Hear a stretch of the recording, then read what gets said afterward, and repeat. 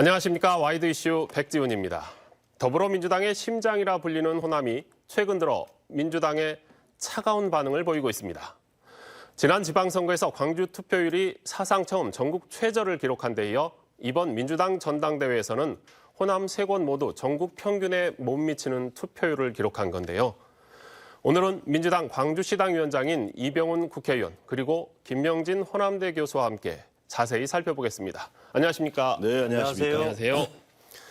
먼저 이병훈 의원님 시당 위원장 당선 축하드립니다. 네, 감사합니다. 먼저 소감 한번 말씀해 주시죠. 지금 6년 만에 경선을 하게 됐는데 이건 뭐 처음에는 전혀 예상치를 못했었어요.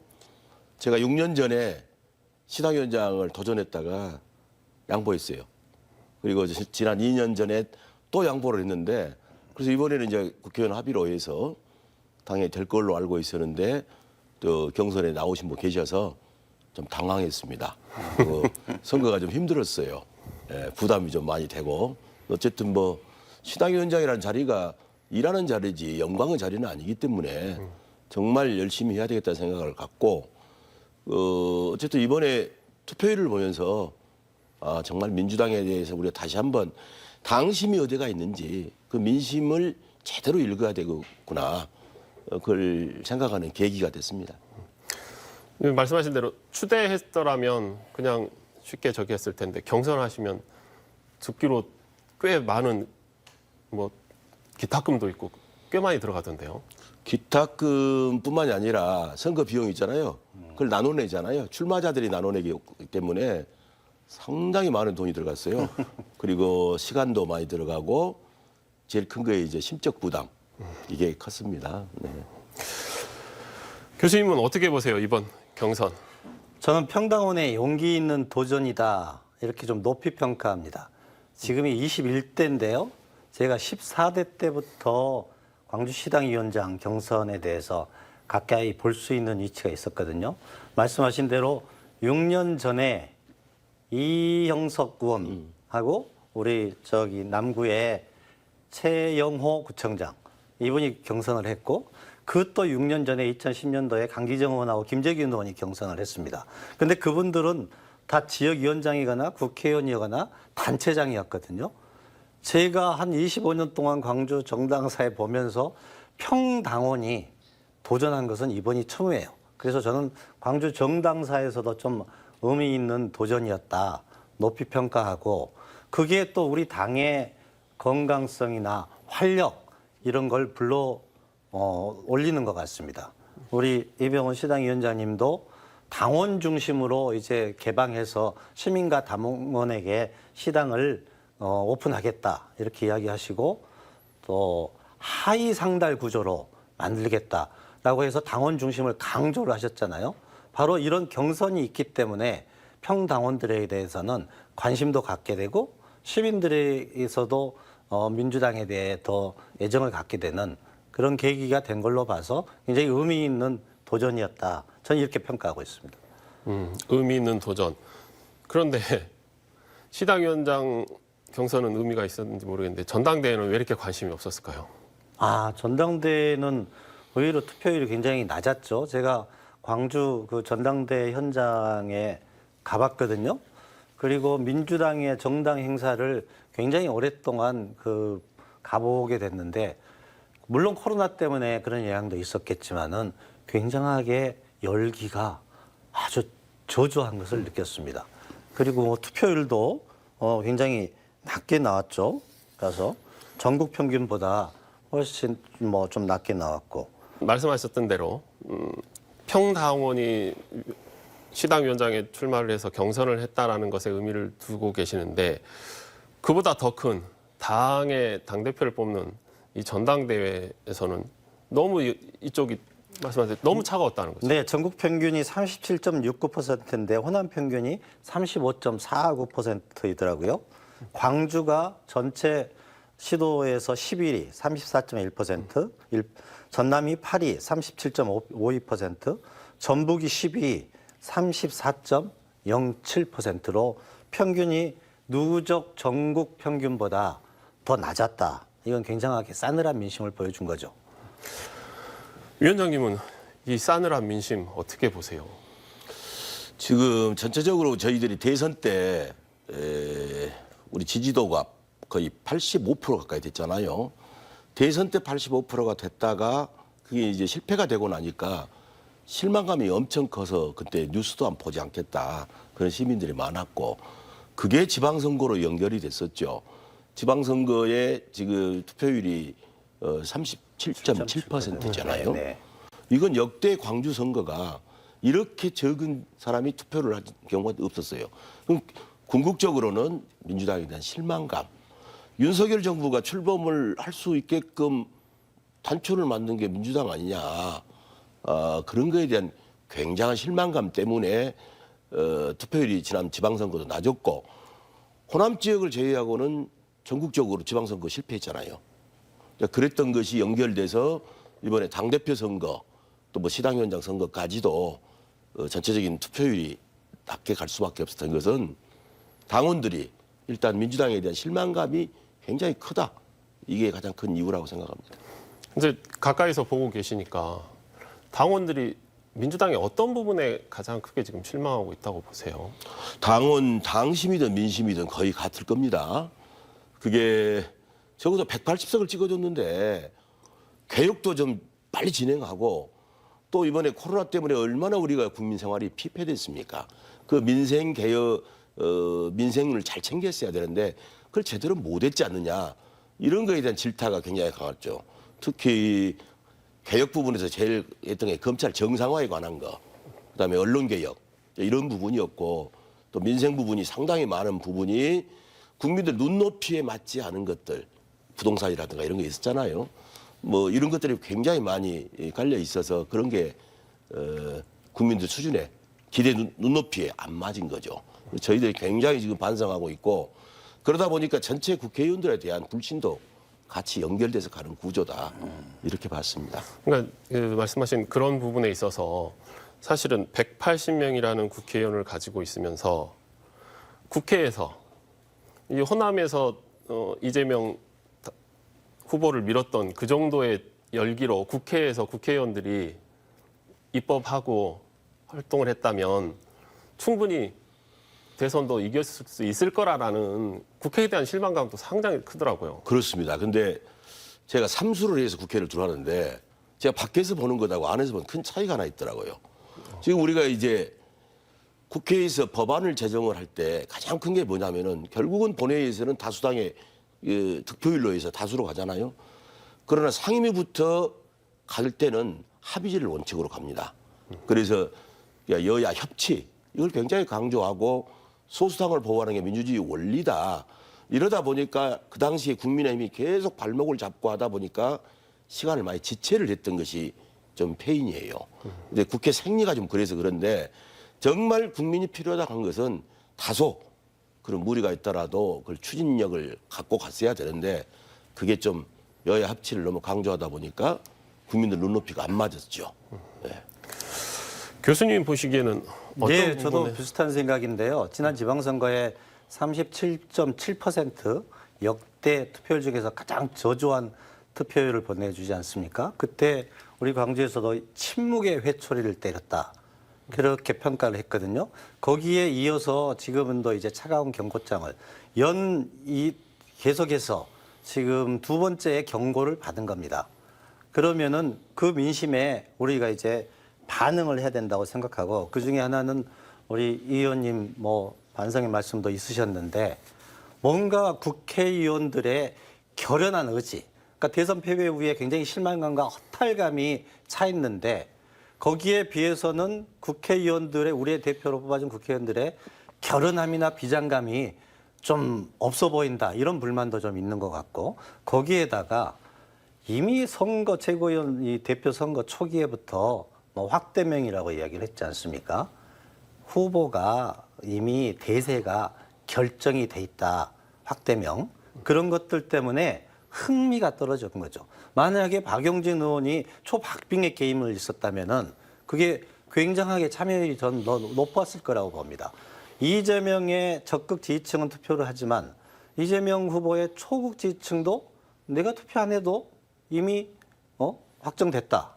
그런데다가 다른 혹시 비명계 권리당원이나 대의원들의 경우에도 이건 뭐 의미 없는 투표를 내가 왜 할 거냐라는 것들 때문에 전반적으로 투표율이 좀 낮아졌다. 다시 말해서 투표의 동인이 좀 떨어진 측면도 있다. 투표율이 낮아 저조한 이유 중에.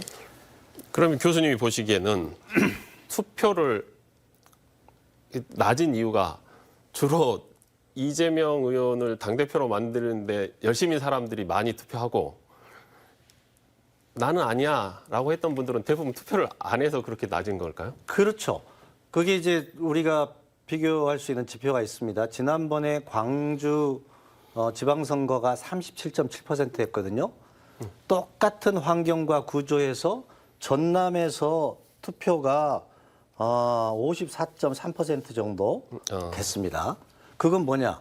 광주는 우리 강기정 시장의 후보가 당선될 거라는 것이 이미 명약 관화해진 상황 아닙니까? 그러니까 투표의 동의 떨어졌고, 전남의 경우에는 현역 단체장을 하시다가 무소속으로 나간 분들이 경합이 치열한 지역이 많았습니다. 한 7, 8개 정도 되는데요.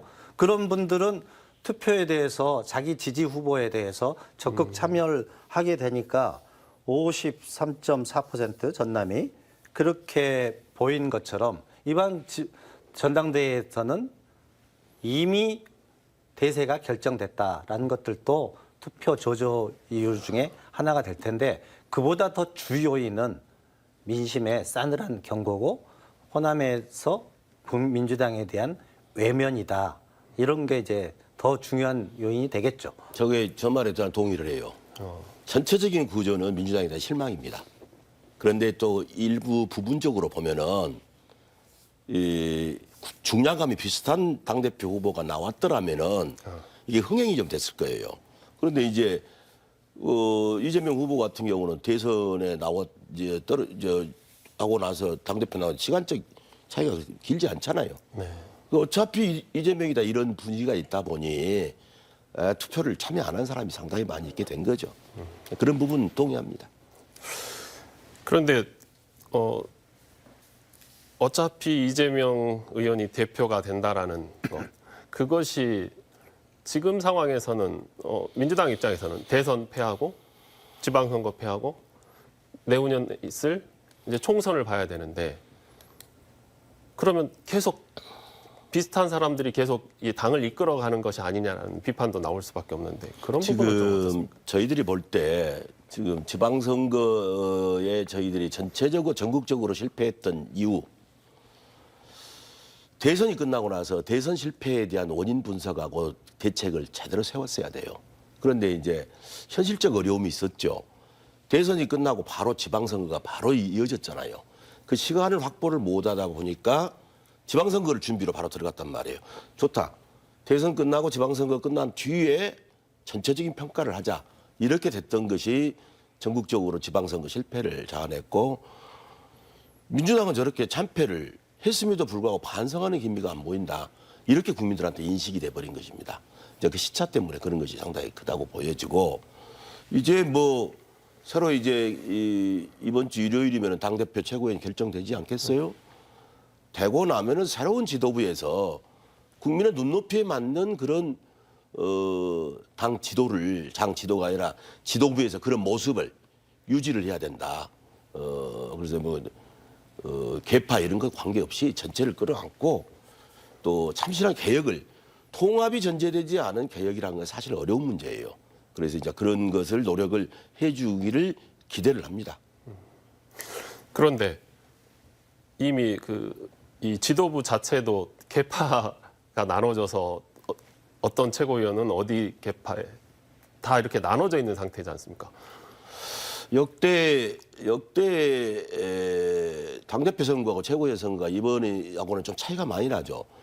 최고위원은 각자의 목소리로 내가 이런 정치 철학을 가지고 있으니까 최고위원을 출마해서 어떻게 하겠다가 돼야 되는데, 지금 지지율 차이가 당대표 후보가 차이가 많이 나다 보니 그쪽에 편을 들어가지고 간 몇몇 의원들이 있었잖아요. 최고위원 후보들이. 그러다 보니까 이런 현상이 나오는데, 제가 볼 때는 썩 바람직하지는 않아요. 적어도 당내가 건강한 민주정당으로 되려면은 서로 다른 의견들을 표출할 수 있어야 되지 않느냐. 그리고 거기에서 당에서는 치열한 토론을 통해서 결론이 나면은 거기에 대해서는 따르는 겁니다. 이제 그게 선당우사 정치이고 그런 측면에서는 조금 아쉬움이 좀 있죠. 교수님은 어떻게 보세요? 네, 이렇게 그 반성 나눠져 있는 거. 그보다도 먼저 그 반성 절차가 없고 대선 패배 후 지방선거 패배 후에 없고 그런 절차 없이 바로 이제 이재명 후보가 또 당대표가 나왔는데 물론 그거에 대해서 민심이 약간 비판적인 시각은 있지만 그리고 우리가 좀 눈여겨봐야 될 게 그럼에도 불구하고 이재명 후보가 일반 여론조사의 80%거든요. 지금 뭐 79, 80을 다 가고 있고 그러면 당신과 민심이 그런 반성이 없는 이재명 후보에게 왜 이렇게 쏠리느냐 하는 것도 좀 우리가 짚어봐야 될 거라고 생각이 되는데요. 이미 지금 이제 불과 5개월 전에 이재명 후보는 뭐 1,600만 표죠. 표차가 평균 0.73%로 아깝게 패배한 대선 후보이고 그러면은 그런 후보가 있더라도 반성하지 않은 뭐 책임이 있으니까 강력한 대항마가 있으면은 그렇게 박빙이 되거나 이쪽으로 더 쏠렸겠지만은 우리 민주당에 있어서 그만큼 역량을 가지고 준비해오고 그런 과에 비해서 그런 역량을 가진 후보가 이재명 후보밖에 없었다는 결과인 거죠. 이제 그 향후에 계파 갈등의 문제는 월요일부터 시작되는 이재명 당대표 체제에서 다시 이제 그 숙고를 해야 될 사안이라는 걸로 보고 이재명 후보가 그런 반성 절차 없이도 당신과 민심을 이렇게 모으게 되는 이유는 바로 그런 거다. 그리고 우리 내부만 이제 볼 게 아니라요. 저는 약간 상대방, 다시 말해서 윤석열 정권도 좀 잘 분석을 해야 된다고 생각이 되는데 제가 보기에는 윤석열 정권은 검찰 국가를 만들기 위해서 착착 진행되고 있다고 생각이 됩니다. 우선 한동훈 법무부 장관 측근들, 이상민 해안부 장관, 그리고 조상준 가장 믿었던 한동훈과 믿었던 이런 분들 국정원 기조실장으로 해가지고 전방위적으로 전 정권 사정 정국을 만들어가고 있는 중입니다. 우리 당심이나 민심 중에는 그런 게 명확한데 이 민주당에서는 이걸 결연한 의지로 강하게 견제할 수 있는 좀 일사불란한 지도체제가 필요하다. 이런 판단도 조류에 깔려 있지 않나. 저는 이렇게 분석하고 있습니다. 그러니까 그거는 이제 당 대표의 문제고 지금 이제 그러면 그 최고위원들까지도 같은 저희가 친명계 비명계 이야기를 하지 않습니까? 지금 친명계 의원 그렇다고 해서 무슨 말인지 알겠습니다. 그렇다고 이재명 후보가 견제와 균형이 필요하니까 우리 소위 그 지지층에게 비명 후보들도 표를 나눠서 다양하게 구성하라 이렇게 할 수는 없지 않습니까? 그건 민심이고 당심이에요. 그게 약간 그 경도된 강성 지지층의 당심이라고 하더라도 그것 자체가 대중 정치를 하는 분들은 그건 받아들여야 될 사항이라고 생각합니다. 그렇지만 역시 다양성이 건강한 거기 때문에 지도부가 대표와 지도체제가 친명일색으로 구성이 되더라도 그 다음에 이를테면은 탕평 인사라든지 더 폭넓은 비명의 후보들 혹은 비명의 권리당원들, 당원들까지를 포용하는 그런 용광로 정치를 하는 것은 그 이후의 문제가 될 수 있겠죠. 저는 일사불란한 지도체제는 지금 굉장하게 사정정국이 도래하고 있는 시점에서는 필요한 일이었다. 이렇게 판단하고 있습니다. 지금 그 부분을 좀 제가 관점을 달리해서 어차피 지금 분위기가 당대표 후보가 거의 뭐 이재명으로 가기 때문에 최고위원들이 그 표를 얻고 싶은 마음은 이해를 해요. 그러니까 이건 최고위원의 자세에 관한 문제예요. 네. 이재명 후보가 예를 들어서 자기 일정을 잡아서 가는데 지금 최고위원 후보들이 그 일정을 막 따라 같이 가요. 오지 마라 이렇게 할 수는 없잖아요. 문제는 출마한 그 이재명 후보의 표를 의식해서 편승해서 가려는 그 최고위원 자세에 관한 문제라고 생각이 되고 저는 어쨌든 최고위원들은 색깔이 좀 다른 사람들이 들어와서 자기 의견을 내고 아니 당이란 것이 토론해서 딱 결정 나면 따르는 겁니다.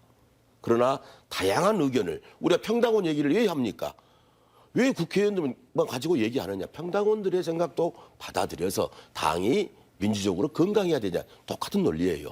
그래서 저는 그것은 뭐 이재명의 문제라기보다는 출마한 그 최고위원들의 자질에 관한 문제가 아닌가 그런 생각이 듭니다. 그 최고위원 출마자 가운데 저희 쪽 송갑석 의원 있잖아요. 호남 유일의 후보인데 어떻게 보십니까? 지금 상당히 바닥을 헤매다가 지난번에 광주 전남 선거하면서 9포인트까지 올라왔어요. 이제 송갑석 후보는 지난번에 시당위원장을 하면서 지방선거를 치렀잖아요. 그러니까 이제 NT가 나오고 네거티브가 나와요. 사실 시당위원장 자리가 어려운 자리입니다. 특히 지방선거를 치르다 보면은 낙선자 입장에서는 그걸 좋게 생각하지 않을 거 아닙니까? 그런 기류가 깔려 있는데도 불구하고 어쨌든 광주 전남에 선전을 했습니다. 가능성은 지금 4위부터 6위가 1포인트 내로 가고 있어요. 지금 금주에 광주 전남에 이제 대의원 투표가 28일 날 이루어지게 되죠. 서울 경기 지역에 권리당원 투표하고 해서 하게 되면은 성산이 있다 이렇게 보는데 제가 논리적으로 볼 때는 송갑석 후보가 당선이 돼야 된다 이렇게 보고 있어요. 적어도 우리가 호남을 민주당의 심장이다, 텃밭이다 이렇게 얘기를 하는데 도대체 호남에 최고위원 한 명이 없다는 이 자체가 좀 맞지 않는다. 그다음에 지금 전국에 저희 민주당의 전국의 권리당원이 119만 정도 돼요. 네. 그 중에서 호남이 차지하는 것이 한 35%, 35% 됩니다. 그래서 이제 그런 권리당원의 비율로 보나 또 호남이 가지고 있는 민주당 내의 정치적 위상으로 보나 이것은 한 명이라도 호남의 목소리를 실을 수 있는 후보가 당선이 되는 게 바람직하지 않느냐 이렇게 보고 있습니다. 교수님은 어떻게 보세요? 지방선거 후유증 혹은 반발 그래서 민심의 악화 이걸 말씀을 해주셨는데요. 바로 그게 굉장하게 중요한 포인트입니다. 우리가 호남 지역의 국회의원이어서 어떤 후보도 반드시 다 몰표를 줘야 되느냐 하는 건 조금 견해가 다르거든요. 이를테면은 평소에 존재감을 가지고 의정활동을 열심히 해서 전국적인 인지도가 높고 지역에서도 포용과 소통의 정치로 명망을 얻은 후보라면은 흔쾌히 모두 다 지지를 할 수 있었겠죠. 그런데 우리 이번에 호남 후보한 송갑석 의원의 경우에는 시당위원장의 위치 때문에 부득이하게 반대 여론이 많이 만드는 측면도 있지만은 원칙도 뭐 기준도 없는 그런 불공정 경선에 대한 불만들이 현재의 출마자들뿐만이 아니라 그 출마자들의 주변을 포함해가지고 호남 민심이 굉장히 깔려 있는 것 같습니다. 우리 민주당의 최고위원 후보들이 광주에 와서 저에게 여론을 많이 물어보면서 공통적으로 하는 얘기가 지난번 6.1 지방선거 때 공천 과정에 무슨 일이 있었습니까? 만나는 권리당원마다 이런 불공정 경선이 어디 있었느냐 이런 불만들이 표명을 하더라라는 게 최고위원 후보들의 전언이에요. 그게 그 결과가 저는 그대로 나타났다고 하는 게 우리 송갑석 후보가 호남 후보임에도 불구하고 전북에서 7위에 나왔어요. 전남에서 4위예요. 불과 몇 개월 전까지 시당위원장도 하고 광주에서 재선 의원한 국회의원이 광주에서 권리당원이 1인 2표거든요. 정청래 다음에 2위가 나왔습니다. 그건 호남에서 민심의 뒷받침을 받지 못하고 있다라는 게 수치로 나왔다고 저는 판단이 되고요. 그럼에도 불구하고 수도권 경선에서는 지금 소위 이제 비명계 의원들과 권리당원 대의원들이 집중적으로 지원을 하기 때문에 5위 안에 들어갈 수 있을 가능성은 있다고 봅니다만 호남의 대표의 주자라고 주장하기에는 그건 어렵게 됐다. 저는 이렇게 생각합니다. 사실은 그 지난번에 이제 며칠 됐습니다마는 시당위원장 선거 때도 좀 어려웠던 게 그 지방선거 영향이 상당히 컸어요. 아시다시피 저하고 경쟁을 하셨던 분은 평당원이라고 주장을 하시지만은 지난번 총선 때 나오셨던 분이거든요. 그런데 이제 구도 대 구도 문제가 되는데 이게 이제 평당원 대 국회의원 이 구도를 갖고 정치개혁은 누구든지 필요성을 다 느끼고 있는 부분인데 이제 그렇게 나오다 보는데 바닥 민심을 봤더니 지방선거에서 그 아픔이 상당히 있더라고요.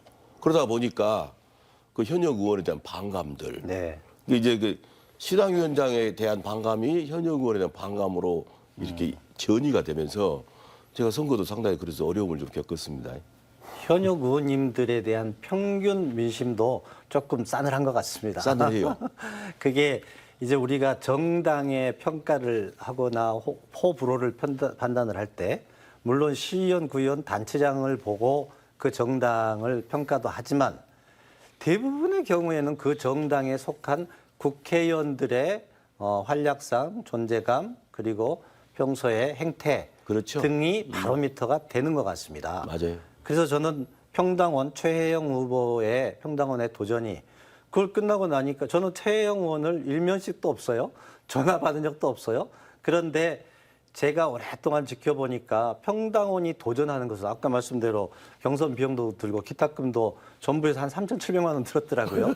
그걸 누가 정치자금법에 따라서 그 후원에도 없고 평당원은 기부금을 받을 수도 없어요. 온전히 자기가 부담하는 돈을 가지고 도전을 했다는 데서 되게 용기 있는 도전이라고 저는 평가를 하는 거고 그 바닥에는 그래서 끝나고 났는데 무슨 계파 대리전이다 뭐 저기 다른 정치적 의도가 있다 이런 뭐 평가를 혹평하는 분들도 있어요. 그런데 우리의 정치 행위가 모든 게 겹이지 호신 게 있습니까? 온도 습도가 맞아야 발효가 되는 것처럼 그분의 물론 다음 정치적인 행보의 전 단계로 도전을 했을 수 있겠죠. 그렇지만은 우리 역량 있는 이병헌 의원님하고 경선을 해서 6대4 정도까지 나왔다는 것은 그 저류에 깔린 민심의 기류를 우리가 무섭게 좀 받아야 된다고 생각하고 우리 현역 의원님들도 거기에서 이게 반응이 있어야 돼요. 이렇게까지 신호를 2번 보냈는데 아무런 반응이 없고 내가 이제 쫙 지방선거 때 내 사람 친기로 쫙 구축을 해놨으니까 나는 경선만 통과하면은 또 재선할 수 있다. 이런 오만한 모습으로 보이면은 무서운 심판, 무서운 태풍이 또 불지도 모를 일입니다. 아니 그 부분은 뭐 100% 제가 동의를 해요. 지금 여기가 정부가 바뀌었잖아요. 정부가 바뀌었는데 지금 전체적으로 민주당에 대한 그 실망감이 깔려 있는 상태에서 지금 뭐 전혀 엉터리 같은 정부가 출범을 해가지고 있어서 실망감도 크고 차기 총선에서는 아 정말 예를 들면 우리 정부가 정권을 재창출했다면은 장차관도 많이 나오고 또 청와대도 많이 들어가고 또 공기업에도 많이 취업이 됐을 거 아니에요. 지금 완전히 끊어졌잖아요. 수많은 분들이 그 능력 있는 분들이 많이 쏟아져 나올 것이다. 그래서 어쨌든 국회의원들은 당연히 시민에 대한 보답을 해야 되는데 위기의식을 느껴야 돼요. 총선 때 이렇게 가면 어렵습니다. 그것을 이번 선거를 보더라도 우리가 그걸 느낄 수 있는 부분이다. 그래서 잘해야 된다 이런 생각입니다. 교수님 방금 말씀하시는 중에 그런 말씀하셨잖아요. 그 지금 이쪽 광주시를 빗대어서 한다고 보면 지금 필요한 게 어차피 당대표가 될 이재명 후보는 이제 다음 주면 이재명 당대표는 제일 먼저 어떤 것들을 개혁해야 될 거라고 생각을 하세요? 네.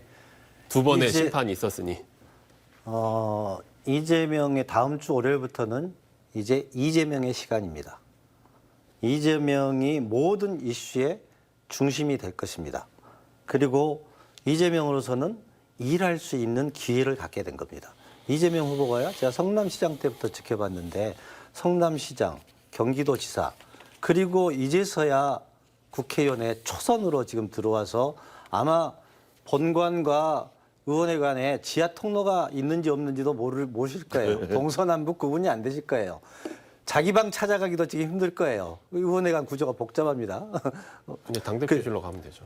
당대표실 의원회관도 있고 하게 되는데 그래서 지금은 이제 가장 중요한 게 이재명은 한다라는 구호에서 민주당은 한다. 이걸로 지금 변화가 돼야 됩니다. 그럼 첫 번째 제일 먼저 우리가 당내 계파 간의 갈등 그리고 제일 경선 기간 내내 지적받은 게 사당화 우려 아니겠습니까? 그게 불식시키는 게 첫 번째 과제이죠. 그럼 뭐냐? 갈등 구조를 용광로로 집어넣어 가지고 통합과 포용의 행보를 해야 되고, 그리고 제일 문제가 많이 지적되는 소위 강성 지지층, 악성 팬덤, 이분들을 수교의 과정으로 유도를 해야 된다고 저는 생각하고, 그리고 그 기본적인 역량과 유능함이 있지 않습니까? 우리 대선 때 상대 후보하고 비교할 수 없는, 견줄 수 없는 유능함은 우리가 확인을 했으니까 이 유능함을 가지고 민생 안정을 하는데 보여주기식, 뭐 어제 윤석열 대통령이 어디 시장에 가서 하는 그런 보여주기식 민생 행보로는 이제 국민들한테 어필을 못해요. 성과로 답을 해야 됩니다. 그래서 첫 번째 포용 행보, 그리고 두 번째 악성 팬덤을 자제시켜서 수계 과정으로 데려오는 것, 그리고 민생을 성과로 보여주는 것. 이제 시당 위원장님은 이재명 다음 주 당대표가 제일 먼저 어떤 것들을 개혁해야 된다고 생각하십니까? 개혁을 하기에 앞서서 방금 우리 김병진 교수가 얘기를 하다시피 이걸 그 민주당 내에서 갈등 요소를 없애야 됩니다. 지금 우려하는 부분들이 굉장히 많이 있어요. 그래서 이것을 이 통합적 리더십이 굉장히 중요합니다. 이 통합의 리더십을 가져야 힘을 받게 되고 정말 성과를 내는 아까 말씀하신 바대로 그런 당대표가 될 수 있어요. 개혁의 힘을 받으려면은 이 통합적 에너지가 나와야 그 다음 단계로 개혁을 갈 수가 있는 거 아니겠습니까? 지금 우리는 지금 윤석열 정부가 지금 전 정부 우리 문재인 정부에 대한 완전히 사정 연구 100일이 지났음에도 불구하고 국가 비전이 안 보여요. 인사는 엉터리고요. 도대체 국민들 눈높이에 전혀 맞지 않는데 저런 수를 검찰 사정정국으로 끌고 가고 있어요. 경찰국을 신설하는 문제라든가 지금 검수완박 우리 검찰 정상화법을 시행령을 통해서 이걸 확대를 하는 거라든가 감사원까지 나서 가지고 지난 정부의 정책을 감사를 해요. 그러니까 이런 정부 처음 봤습니다. 그래서 이건 우리가 정말 우리 당이 똘똘 뭉쳐서 이런 부분에 대해 과감하게 현 정부에 대해서 저희들이 그 버르장머리를 좀 고쳐놔야 되는데 그러게 되기 위해서는 당내의 화합과 목적의식이 분명해야 됩니다. 그래서 통합의 리더십을 제일 먼저 발휘하는 게 중요하다. 이렇게 생각합니다. 그러니까 그 통합의 리더십을 발휘한다는 건데 두 분이 다 마찬가지인데 어떤 방법이 있겠냐는 거죠. 우리가 느낄 때. 아까 김영진 교수 얘기했지만은 다 사람들이 우려하는 부분이 친명계, 비명계 이 구도에 가속하면 안 됩니다.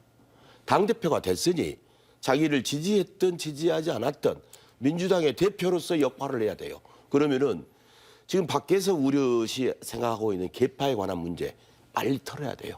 전혀 당대표가 이걸 통합적으로 끌고 가서 다음 총선이나 대선에 우리가 정권을 재창출할 수 있는 그런 모습을 보여줘야 됩니다. 그게 중요한 것이죠. 맞습니다. 그게 지금 전방위적인 사정의 칼날이 지금 준비되고 있는 거거든요. 서울중앙지검의 6개 부서에 한 100여 명의 검사가 전부 전 정권 정치 보복성 수사에 매달려 있습니다. 비단 이건 이재명 후보의 사법 리스크만도 아닙니다.